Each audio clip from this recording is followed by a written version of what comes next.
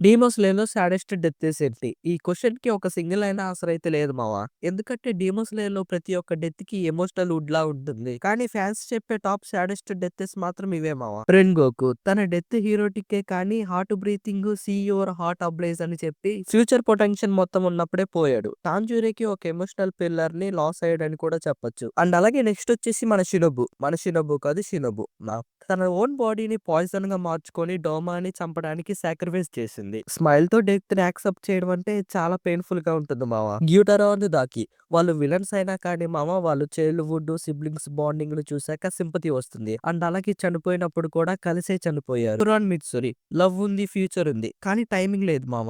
Final బ్యాటిల్‌లో కలిసి చనిపోయారు. And అలాగే నెక్స్ట్ లైఫ్‌లో కలవాలని చెప్పేసి ప్రామిస్ కూడా చేసుకున్నారు. ఫైనల్‌గా చెప్పాలంటే సాడెస్ట్ డెత్ అనేది నీ హార్ట్‌ని ఏదైతే ఎక్కువగా టచ్ చేస్తుందో దాని మీదే డిపెండ్ మామ. హీరో సాక్రిఫైసా, లాస్ ఆఫ్ లవ్వా, బ్రోకెన్ చైల్డ్‌హుడ్డా? డీమో స్లేయర్‌లో పెయిన్ అనేది అందరికీ ఈక్వల్‌గా ఉంటుంది మామ. కానీ ఇంపాక్ట్ మాత్రం ఒక్కొక్కరికి ఒక్కొక్కలాగా ఉంటుంది.